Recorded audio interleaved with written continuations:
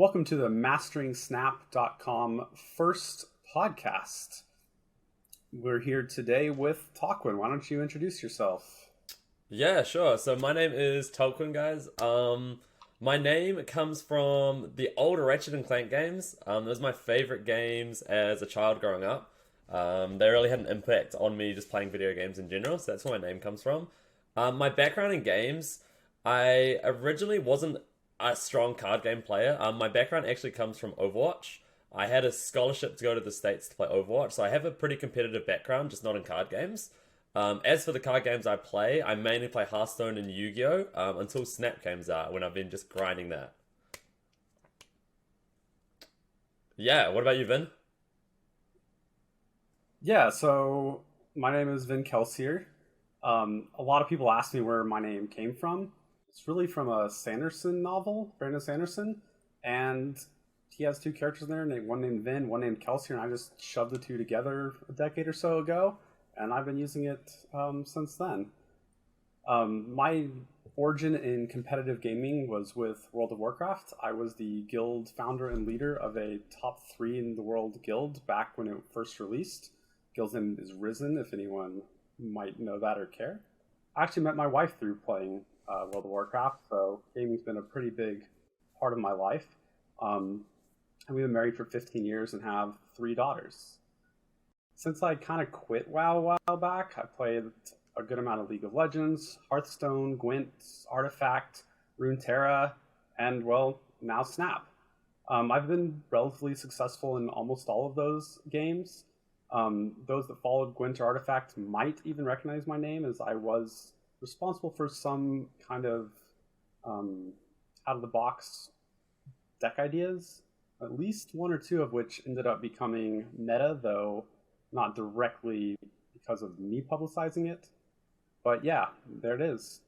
So I do want you to actually tell me later, talk about this scholarship opportunity you had, and but that's for another time. All right, sure. So why don't you tell us about Snap? Yeah, of course. Sweet. So obviously our podcast, we're going to be focused mainly on covering Snap. For those of you guys that don't know, Snap is an upcoming mobile game. It's not officially been released yet. It's still in beta. But it's awesome. It's designed by Ben Brode, who I'm sure a lot of you guys would recognize that name, especially if you've followed Hearthstone before. The main idea of Snap, it does work a little bit differently from traditional card games. Each character doesn't have a set health. The goal is there's 3 locations in the game, and the goal is to win 2 out of those 3 locations by the end of turn 6. So it's quite short turns. The game in general lasts around 3 minutes. But there's all sorts of creative ways you can win a location. To win a location, it's by having the most power that you can get in it. So just more power than your opponent has. But there's a lot of funky ways to get power and win locations in funny ways. Every location does something different. So there's a lot of RNG in the game. Anything crazy can happen, and that's what I love most about Snap. A lot of you guys, I know people don't always like RNG. It can feel bad, really bad losing to RNG. But Snap has something super unique that that most other card games, I don't think any other card games really has it. But they have a feature called snapping. So every time you're playing a game of Marvel Snap, your goal is to get cubes. The more cubes you have, the higher your rank goes, and you can climb the ladder that way.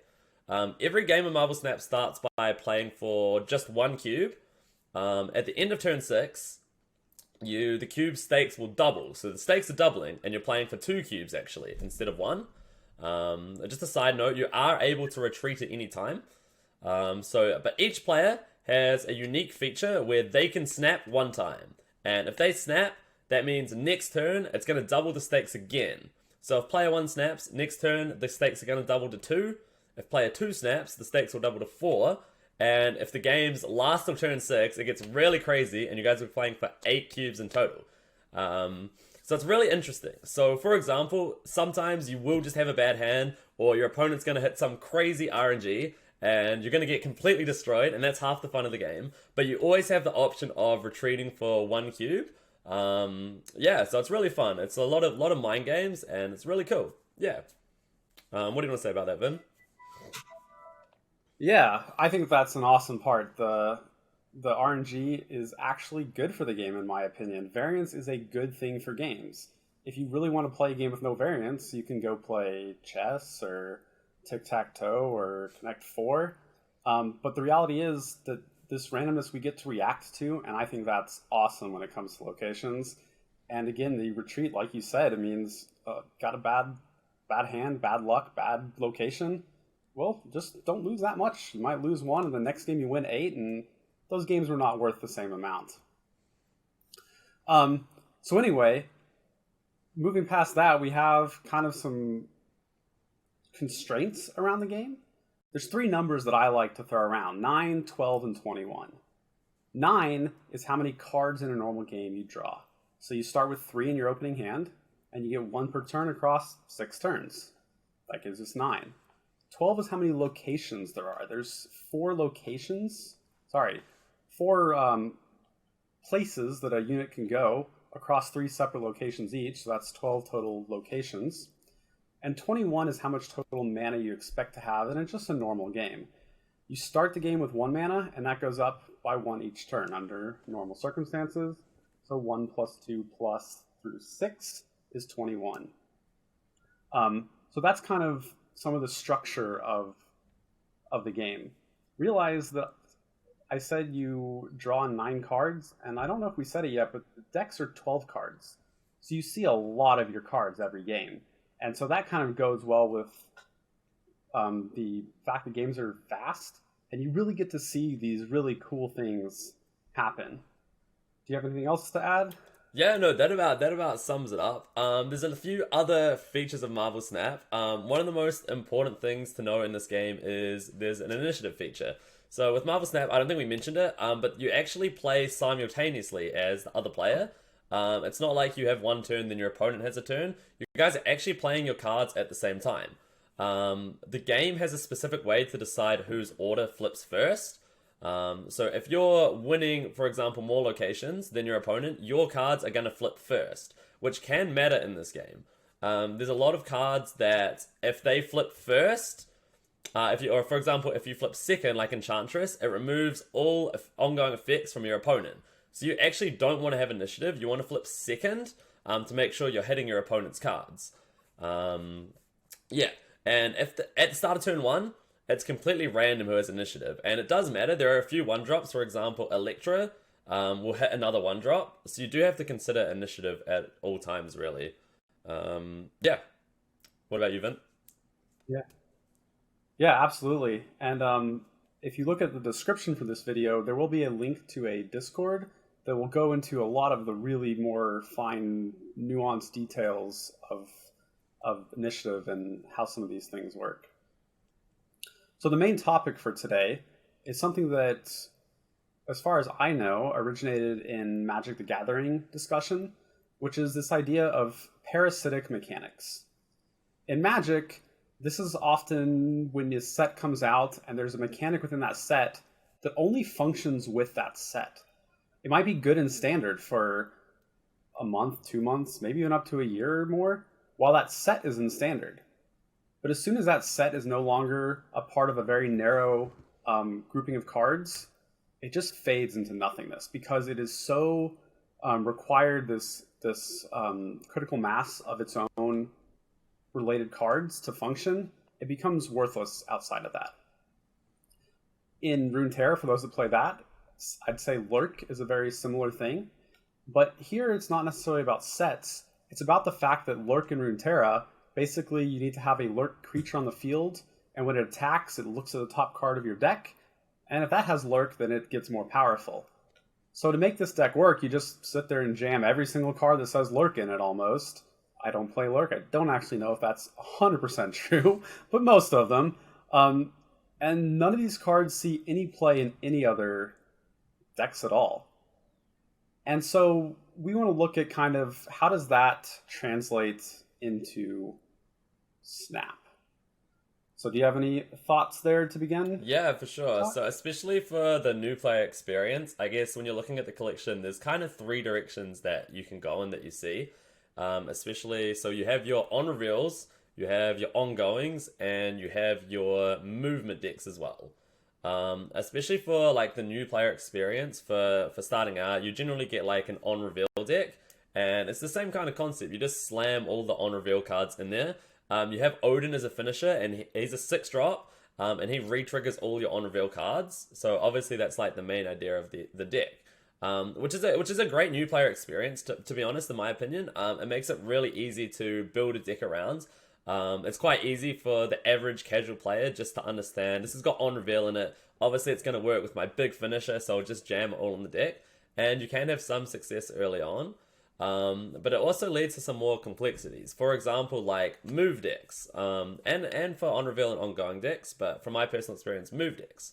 When I was first looking at making a move deck, I literally went to filter my collection and clicked every card that said move on it and put it into my deck. Even some cards like Yondu that said remove, but that's kind of beside the point. But in specific, there's cards like Vision, and it says you can move this card every turn. And it sounds good, it's in a move deck, you want to move your cards. But in general, it doesn't really fit with the rest of the move cards, because the cards that you're moving want to have like a payoff. Like Vulture, he gains +5 whenever he moves. Vision doesn't really support that, even though he's a move card. So it does make for some quite interesting deck building that it can be a bit complex. Yeah. What do you think, Vin? Yeah, and I've heard people say things like Vision or Nightcrawler are great in move decks, and there's one card that actually cares about, maybe two, that cares about other cards moving in. But for the most part, it's just not even necessarily with that. So when you started, did you sit there and go make an on reveal deck and make an ongoing deck, and then just as you unlock more cards, you're like, yes, this is an on reveal. Let me put in my own deck. Yeah, except that I found straight away that ongoing sucked early game. But beside that, the on reveal deck, hell yeah, that was my main deck. I climbed most of my ranks like just playing on reveal. See, early on, I thought ongoing was really bad also. But yet, I would just have a deck with like half made, and I was waiting for more ongoing cards because I didn't know what every single card did. And then I'd open an ongoing card, I was like, oh, that goes in there. And I knew the deck was still bad, but it was like one card closer to being complete. But yeah, so moving a little bit past that, I guess, and we move into having more cards. Because this is the early game, right? Like you said, you got that Odin deck, and it just feels good when you slam Odin down and you get all this extra stuff to happen. But we start going into more in-depth deck building. And you talked about move. Maybe I mentioned movement a bit really quick. Even within movement, though, it's kind of got this odd feeling where you have these cards that move things and these cards that benefit from being moved. And then if you don't get the right kind of balance between those two, that feels bad, right? Yeah, for sure. That is one of the problems with move decks. For example, the early multiple min deck. You really need to draw like exactly your multiple man and the buffs to go with it. A lot of the times when I was playing it, like when I was first starting out, you would draw the multiple man, but then you'd have nothing to buff it up, or you'd draw like all the actual cards that move things, but none of the cards that actually move as well. So it can be kind of an awkward position for some of the move decks. Yeah, and it's maybe worth noting that all these cards on their own are really below rate, right? Like multiple man is a 2 mana, 3 power card, and if you don't have to remove them, I mean, I guess it's about really average, but it's not something that sets you up to win. But anyway, moving a bit further. So I believe this is one of your favorite cards, Mr. Negative. Yeah. And he's a really interesting card. I'll completely grant that. So he's a 4 mana, 4 power card that has an on reveal. Oh wait, does that mean he goes in the on? No, it doesn't mean he goes in the on reveal deck. But he has an on reveal, which means when you first play him, he swaps the the attack and the mana cost of every single card that's still in your deck, not in your hand, not on the field, in your deck. And so what I see a lot of players do is they kind of treat this in this sort of parasitic way of, well, what just completely on its own lines up with this mechanic? And they start to add anything that has a really high cost and a really low power.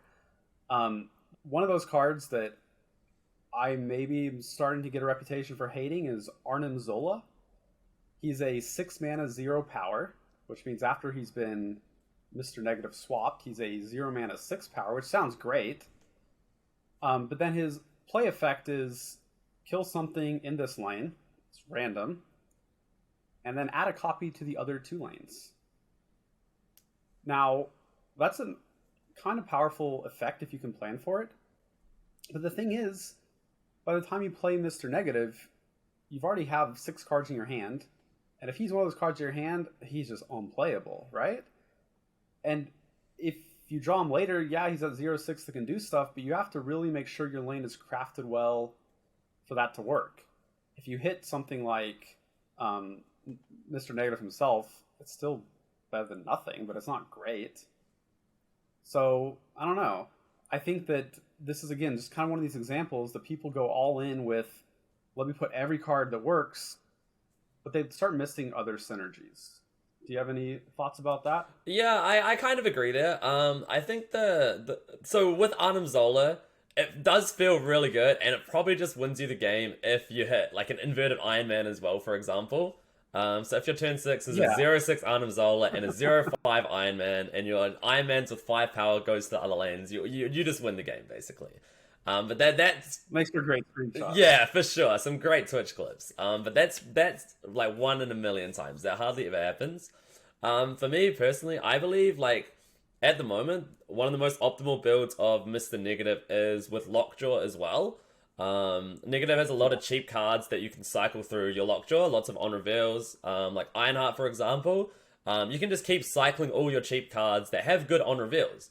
Because a lot of the negative cards, they have really low power, like the on reveal cards, some of them have low power to compensate for having a really strong on reveal effect, which works great with Lockjaw. You get their reveal effect, shuffle them in, get a new card.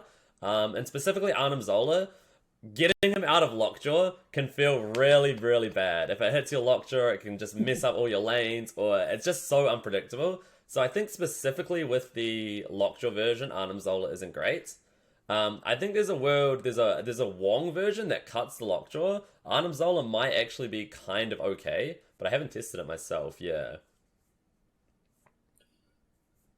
So I'm not a really big fan even in that. Mm-hmm. For those that might not know, Lockjaw is whenever you play a card into the lane he's in, it shuffles into your deck and you pull something else out randomly, which is a great card in Negative.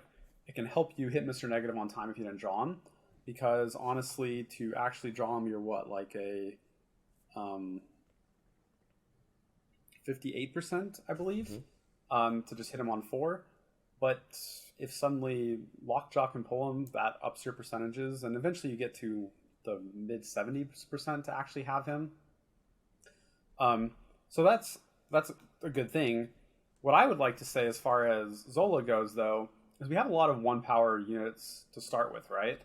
Things like Wolfsbane or Psylocke if you pick. A lot of things that invert to 1 power, or invert to 1 mana because they were 1 power, White Tiger. And then when you have something like Iron Man, which is a really strong card, it doubles the power in the lane that it's in, you can sit there and on turn 6, you can play 5+1 is 6 mana, so you can play a White Tiger plus an Iron Man. And that feels really good, whereas Arnim Zola, you have to pair with a actual 0 power to start with card, which is basically himself, Iron Man, and Ironheart, and that's about it. Yeah. And so you don't get to do this kind of paired cards as much, whereas I think the 1 power just pairs a lot better because we have 2 5-drops normally with White Tiger and Iron Man. Do we have more than that? Maybe we have more. I think it's those 2. And I just think that that's a lot better. But yeah, Arnim Zola has some great high rolls. Yeah, for sure. Do you want to talk about Jane at all at the moment? Or is that a slightly different discussion? It's a slightly different discussion, but we can talk about it. I know you have some quite strong thoughts on Jane and Negative. It is a discussion that will have a little more relevance when we start talking about snapping and retreating maybe in the future. Because if we accept that we're okay retreating, she gets a little bit better. But, so what is she? She's a 5/8, so 5 mana, 8 power. And she draws all of your 0 mana cards from your deck, right? So if Arnim Zola is still in your deck and he got flipped, she is going to draw him. Iron Man flipped, she will draw him. And that sounds really cool in theory. But I think the entire deck has to shift to make her remotely playable. Because the reality is, on turn 4, you've had 7 cards drawn total. Oh, by the way, there's a max hand size of 7. I guess that's worth noting. So if on turn 4 you play Mr. Negative, you now have 6 cards in your hand. You go to turn 5, you're back to 7 cards in your hand. If you play Jane now, again, you're at 6 cards in your hand because you just played Jane. She'll draw 1 card before she maxes your hand. And then you won't get your draw on turn 6 because your hand is full. Maybe you drew your Iron Man at 0 and played it at the same time, but that gives away information. But she doesn't do quite what she wants unless you've actually put effort into emptying your hand beforehand. So, like, one card I like in it is Angela. Angela is a 2-mana 1-power that grows whenever you play things into her lane, 2 per. So she becomes like a 2-mana 7-power after you've played 3 cards with her. And she's not really an amazing Mr. Negative hit, right? She switches from a 2-1 to a 1-2. Whoop-de-doo. But the fact is, you can play her on 2. And you're pretty happy to play her on 2, almost always. And even later on, you can play her and then maybe play some things into her lane, like that Iron Man, like that Iron Heart, and she'll still grow. And so I think that she's just a really solid card. But she makes Jane stronger. I will admit right now, when I was hating on Jane in the deck, Angela wasn't to be seen in the deck. But I think just adding a good, strong card there is worth a lot. And maybe Jane ends up being playable. But then what happens if you draw Jane after you played Mr. Negative, Talk? Yeah, exactly. So she's going to become an 8 power, 8 energy, 5 power card. So she is literally unplayable. So if that ever happens, you just lost the draw.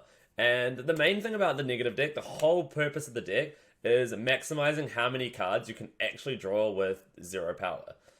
So I know someone actually asked the question the other day, or today, do you ever play, for example, negative into your lockjaw lane?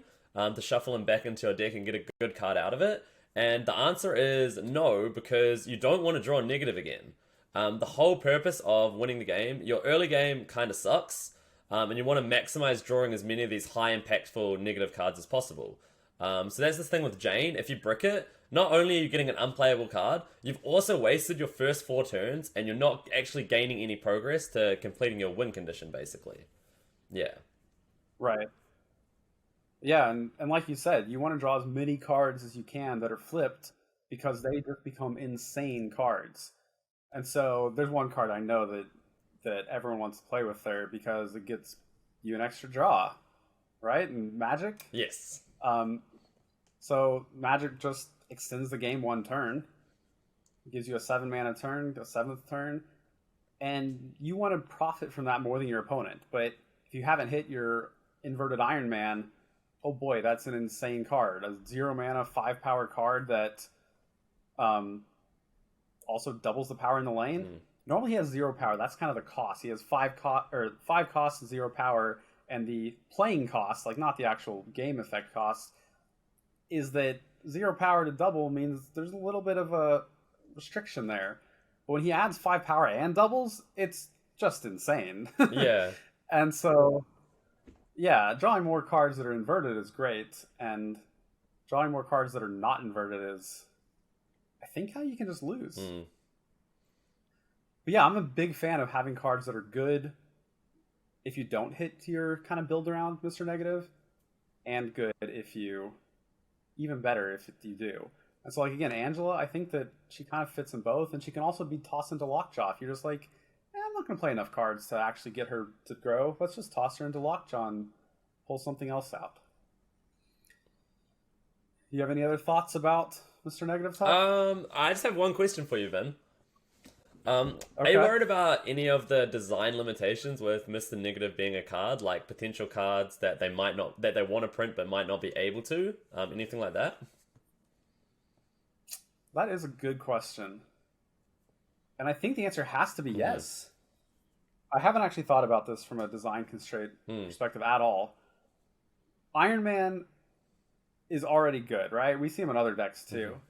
And again, there's that kind of deck construction cost of he has 0 power. And that is a cost. And even in Mr. Negative, he's like the single best card you can get. Is that Yeah, for reasonable, sure, I think? for sure. But imagine if there were like 7 of these cards or 5 of these cards or something that have 0 power and an insane effect. That causes an issue, right? Yeah. They're Didn't gonna it have to just be make very it careful with do what that? cards they actually print now. I think it is actually quite a big design constraint.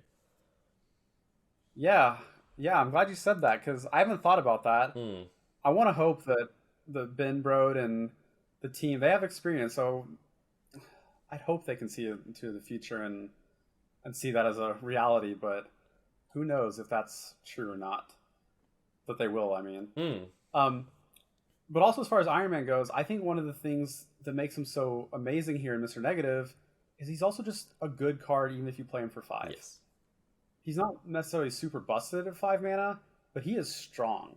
And there's other decks that have just added him and are happy to play this 5 mana card that will double your power. You know, maybe take you from 15 to 30, and that's pretty insane.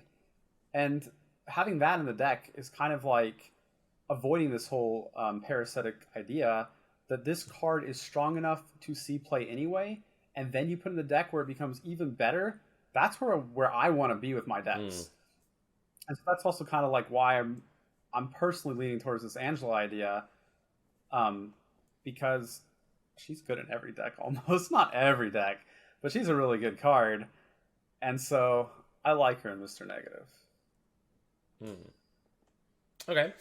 So with these parasitic mechanics, is there any other decks you want to talk about that might fall into this? There's a ton, Mm-hmm. right? But some that come to mind, or one that comes to mind, is Mm-hmm. Cerebro. And maybe even, well, we'll start with the Cerebro. You know, Cerebro says that Cerebro checks your highest power card across all 3 lanes, and then every card that shares a power with that card, including itself, gets +2 power. Well, we can see where you might just kind of pretty much be on rails when you create the deck and you don't have a lot of room to work. You can put cards in that have less power, but if you decide to make Cerebro 3 power, you can't play a 4 power card. You can't play a 5 power card. If a location messes up your power, it kind of messes it up too. But again, it just puts you on these rails that are very similar to these parasitic mechanics. I know you've liked Patriot a lot also, Yes. right? And what's Patriot do? He gives all your non-ability cards, so like the basic cards, +2 power, so kind of similar. Obviously you have the deck constraint of mainly putting in non-power, like big cards.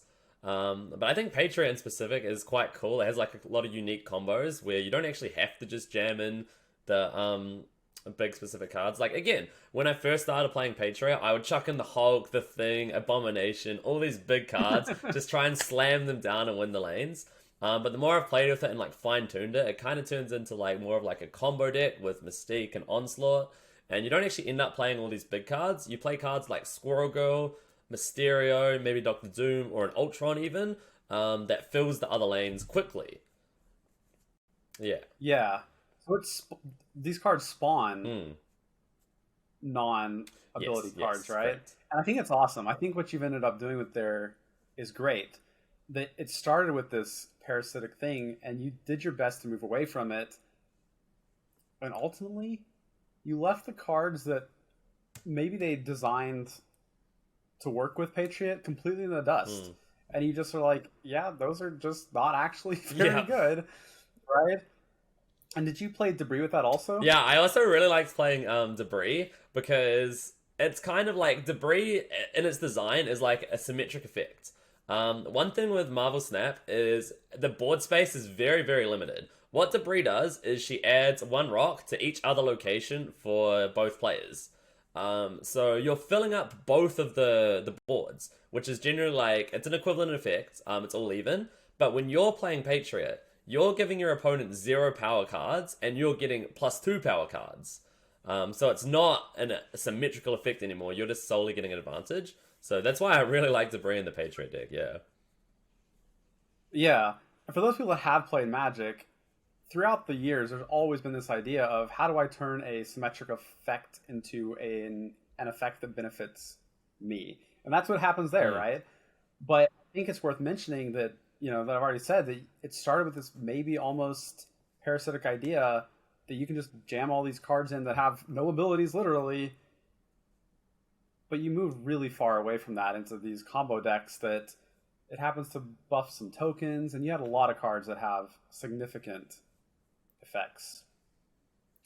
And then in some other decks, there's Deadpool's a card. He's a 1/1 that whenever he dies, he returns to your hand and you double his power. And so the idea becomes, oh man, what can I do? I can just sit there and play him and kill him and play him and kill him and play him and kill him. But even if you've doubled his power, 4 times, say, then you're multiplying by 4 times, right? So he's at 16 power or whatever. That's pretty okay. But you spent, 5 mana on him to get 16, plus whatever you had to do to kill him, which is maybe another... I don't know how much you have to spend to kill him 4 times. At least 4 cards. Yeah, 2 plus 3 plus 3. That's your whole plan, Yeah. right? There are some creatures you can pair with him, and you can get some great screenshots there also. But it's just so all in that I really think it's not a good deck at the end of the day. Mm-hmm. I think a lot of that is okay, first of all, is a function of just Deadpool not being a great card as well. I don't think he's right. Crazy strong because, like you said, there is this function of the parasitic mechanics, but even when you go full parasite mode and do everything, Deadpool's still just not a great card. Like you said, you're putting in all this power and all this energy, and you're creating not always a very big card. However, there are some crazy cool decks with Deadpool where you go Venom, Deadpool Taskmaster, which are really cool. And unfortunately, I don't have those cards to test it out, but I'd really like to test that card out and see. But I think overall, Deadpool is just not the best card as well, is half the problem, yeah. Yeah, I agree. And you get into these destruction decks, and then I guess another deck that I should have mentioned before is the discard deck. I think that some discard cards are very much too powerful right now. I think that Second Dinner ended up making these discard cards with higher power because they're like, oh, but you have to discard a card, and that's bad. So we can give it a little extra power to compensate. So Hell Cow is 2 mana, 6 power, and she discards 2 cards at random from your hand, which sounds bad. Until you realize, well, sometimes discarding cards is great. Sometimes I can just play her late and I don't have to discard cards because the game's over or I'm out of cards in my hand. Both those 2 decks have become actual decks, right? Swarm and Apocalypse both like being discarded. If Apocalypse gets discarded, he gains 4 power and goes back to your hand. If Swarm is discarded, you put 2 of them back in your hand that are equivalent, except that they cost 0 now. So suddenly you've turned these discards into positives, not negatives. And on top of that, they're overstated on some of these cards. But some people go make these discard decks with let's put 5 discarders in.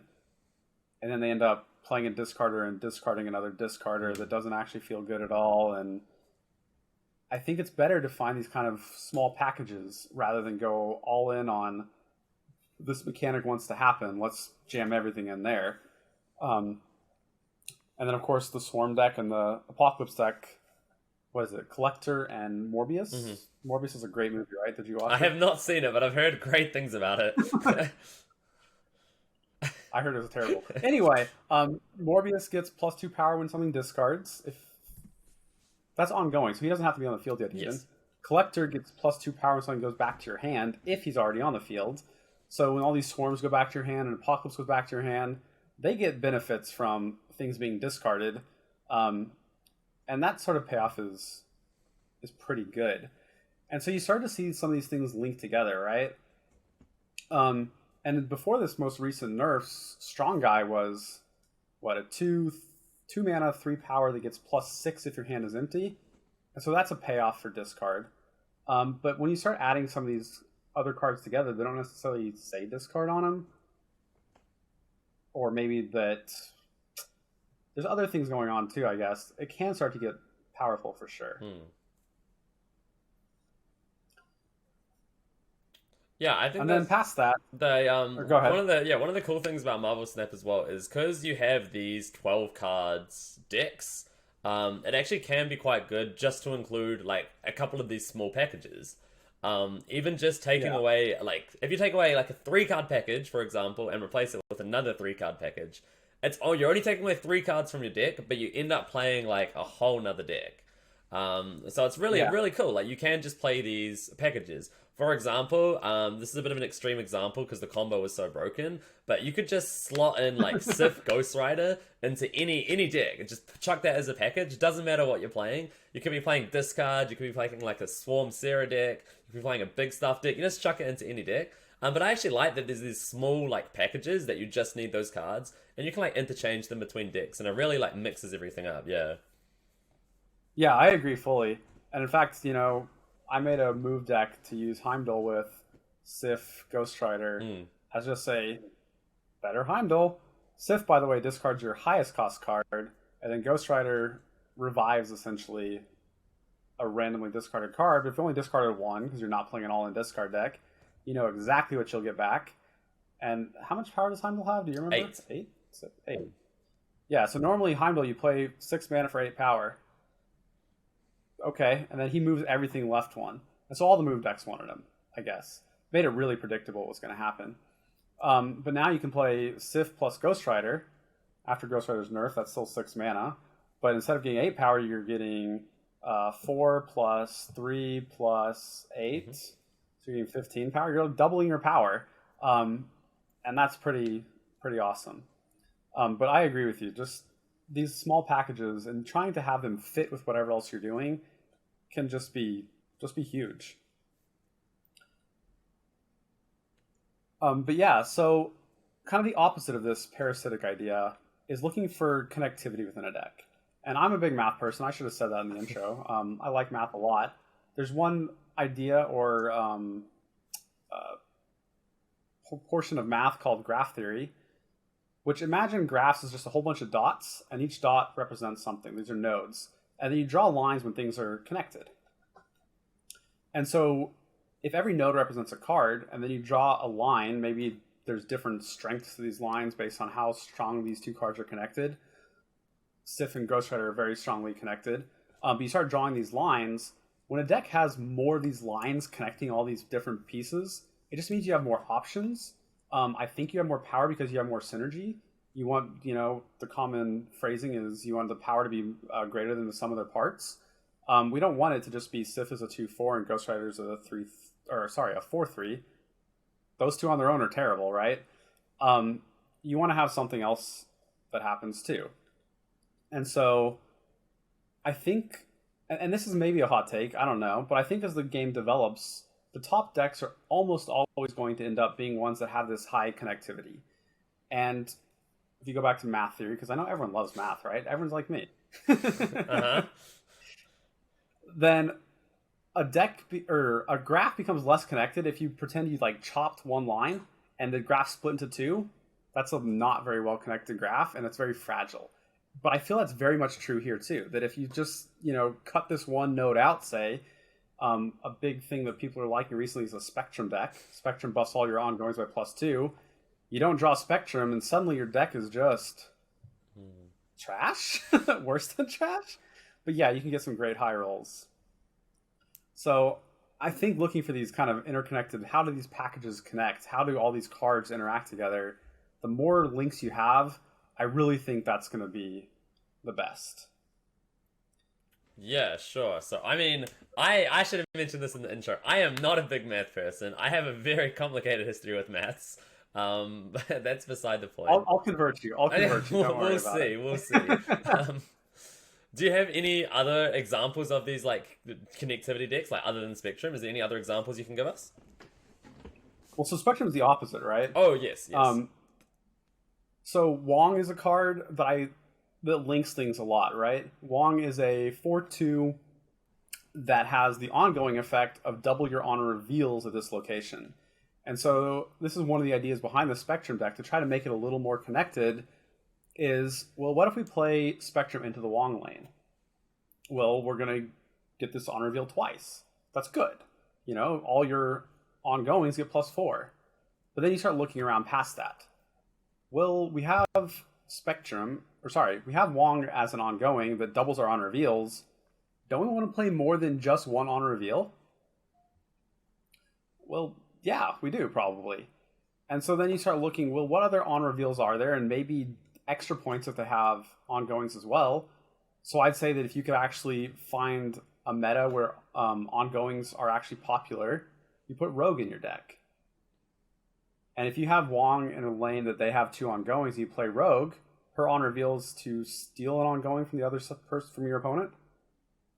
So I believe, and I could be wrong on this, I believe she'll steal 2 ongoings at that point. Do you know if that's true or not? Yeah, I was just about to say, I don't know how this interaction actually works, unfortunately. I don't have Wong and I don't have Rogue to test it.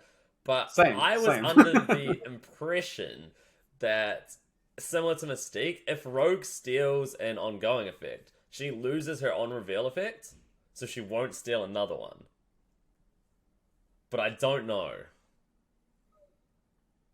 It doesn't say that she loses it on the card, but we'll just have to leave that for the future. I also don't have Wong or Rogue or Mystique for what it's worth. But hey, you know. Ben Brode, bring us some crafting cards. Win, please. Yeah. But regardless, though, this kind of looking for an overlap is what I'm more interested in, right? And so I'm not sure what the best way to do it always is. Ghost Rider able to revive 2 things is good with Wong, but he doesn't have an on reveal or he is a on reveal. Sorry, he doesn't have an ongoing otherwise, but he could revive an ongoing, right? True. He could revive Onslaught, and Onslaught is something we don't want to play in this deck, I don't think, because we're trying to get Spectrum out, but you know, maybe we do. I don't know. The problem with that is a lot of the ongoings, like specifically in the Spectrum deck, you want to play like cheap ongoings, and a lot of the cheap ongoings don't have great effects when doubled. Like for example, like Armor, you can double it, it's an ongoing, but it doesn't actually double the protection. What Armor does is he protects the cards in either lanes. And that's the same with like a lot of like the early cards. There's nothing like crazy big you want to double for that specific case. Are you saying that it can't be immune to destruction twice over? No, only once, unfortunately. Yeah. I agree with you, which is why I ultimately don't think this deck is that good. But I think that there might be potential after a few more cards come out. And I did kind of create a list on my deck Discord that, again, the link will be provided. And we've had discussions around it and looking for it. Because I think for the Spectrum deck to work, it has to have something like that. Now, does that mean those cards exist right now? Not necessarily, but you know, you talked about what sort of design space is negative limiting. Maybe Spectrum's limiting some amount of design space also. Who knows? We'll just have to wait and see, I guess. But other decks that are pretty well connected are like this Zoo idea. Zoo, again, also comes from both Magic and Hearthstone, and people just kind of put it here. It just means playing for the board and kind of playing on curve a good amount and getting that value. Playing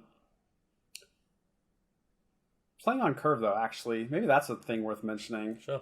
I'm not a fan of playing on curve, unless I have to. I do feel some decks have to. But man, if you can just slam some bombs on turn 6 when you don't have initiative, your opponent has no clue what's coming, and that's got real power behind it, right?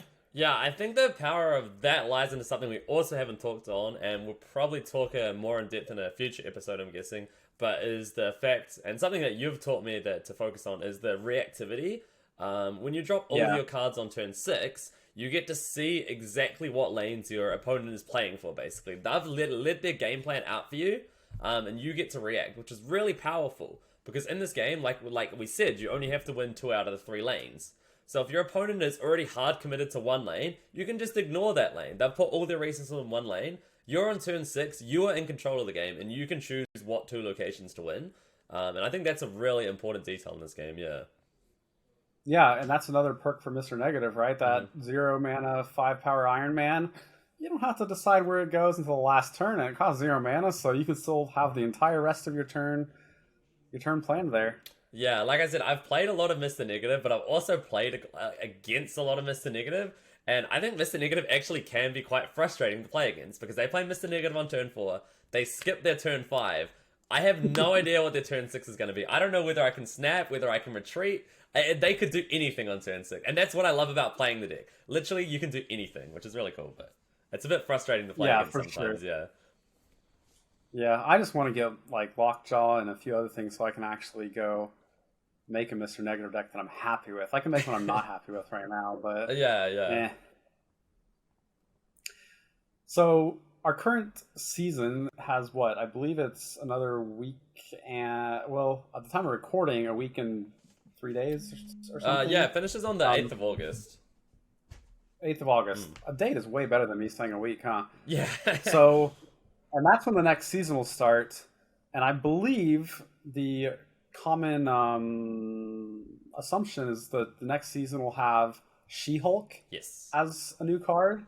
And also that show starts, do you know when? It's sometime in August, but I don't know exactly when that starts as well. Yeah, I don't know either. I'm going to watch it for sure. Me too. But, you know, they like to have things kind of line up. So the last season was Thor, and then the Thor movie, of course, came out. No spoilers. I still haven't seen it yet. I'm not going to until it comes on Disney+.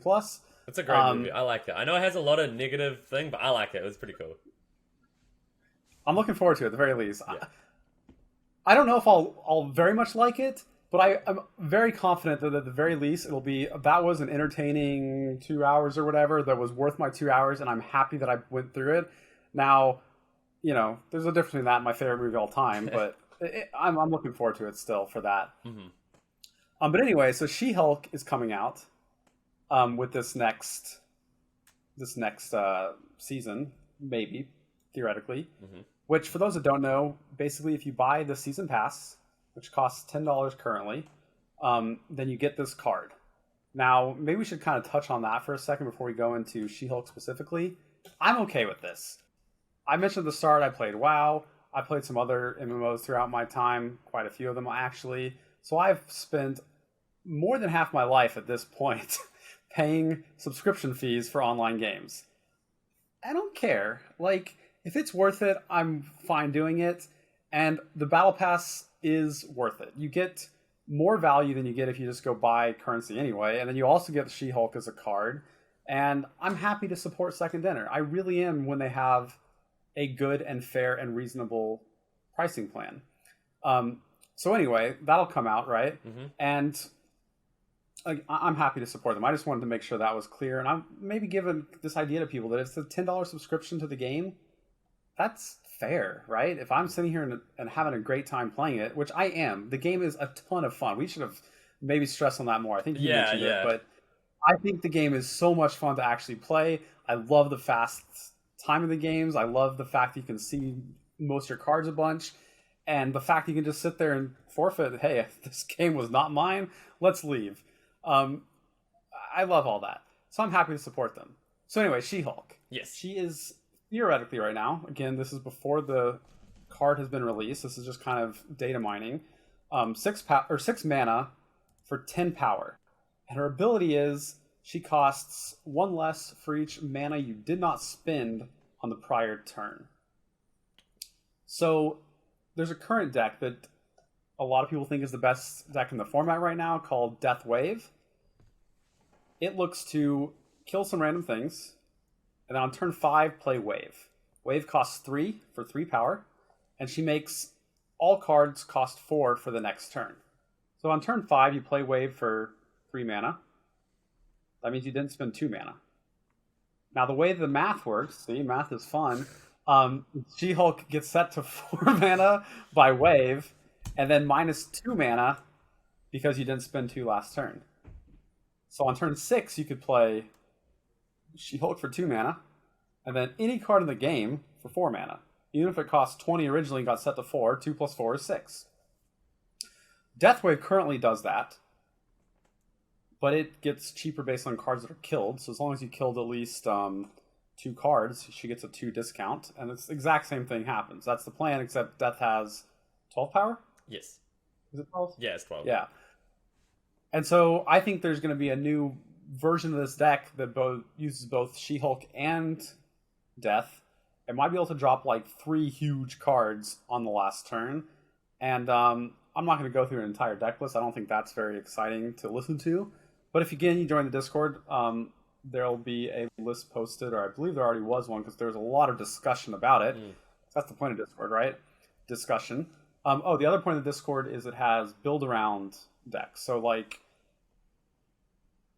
you open a card in pool 3. You want to describe how pools work or how pool 3 works? Oh yeah, okay. So basically, in Marvel Snap, there's a pool system as well. So how it works is when you start the game, your first card they're random. You get random cards in this game, but they're random out of a certain pool of cards. So between like level 1 and 214, there's certain cards you're going to get. You're just going to get them in a different order from everyone else. So there's 3 main pools. There's pool 1, pool 2, which goes to 214. Pool 2 starts at 214, and it's been changed recently, so I don't know when exactly it ends, but it ends around like 480, I believe, with the new changes. And so again, in those pool 2 cards, you're going to get all those pool 2 cards. You just get them in a different order from everyone else. And then you go into pool 3, and pool 3 is basically every other card that's in the game. That is where the main game starts. You can start getting different cards from everyone, and you start your deck building possibility in pool 3 opens up a lot more around then. Yeah. And your collection slows down, your collection rate, yes. Right? Yeah. Yeah, so one of the ideas in the Discord is, hey, I just got Dracula as my first pool 3 card. What's the best deck I can make when I don't have anything else from pool 3? But then we also have a section for, competitive maybe, because Ben Brode has said there's going to be a competitive event, right? And then there's discussion about all this stuff, but I think Discord's a pretty awesome thing. Back in the day of WoW, we used Ventrilo that no one even knows what that is anymore, and it was way worse. You don't have a clue. Nope, never heard about that. Yeah. So anyway, I'm looking forward to She-Hulk, honestly. Are you? Yeah, I mean, I don't have death right now. One of the limits of pool 3 is you don't get to choose what cards you get. They're all random. So I've been playing this game for a long time, and I'm still missing some cards. So death, I can't play. So I won't be playing that deck, most likely. But I think it's going to be a really strong deck. Also, it's just going to increase the consistency of the deck. Like, for example, if you don't draw death, you're still going to be able to do the game plan of playing She-Hulk plus another big 6-drop anyway. Or if you don't hit She-Hulk, you can play Death plus another 6-drop, anything like that, which is going to be pretty crazy. If you really high roll, you might be able to do Death, She-Hulk, and a 6-drop. Yeah, 100%. And with the way the deck is now, it's already really strong. So I definitely think that's going to be a deck to look out for next season, 100%. But that is presuming, like, She-Hulk this is just, like, based on a data mine, so she is subject to change, and anything can happen between this. But if that's how she gets released, I think that deck is going to be really strong, yeah. Yeah, I agree. All right, so I think we're kind of coming to the end here. Would you like to have any plugs before we Yeah, sure. So, sweet. You guys can find me on Twitch, twitch.tv/Talkwyn, TALKWYN. I stream 6 days a week, so I'm around a lot. I stream generally for quite a long time, too. So make sure you guys follow me, and yeah, I'll see you guys around. I watch this stream. I've been a sub to Talkwyn's channel for 2 months here. It's awesome. It's good fun. The link to that will also be in the description, so check out that.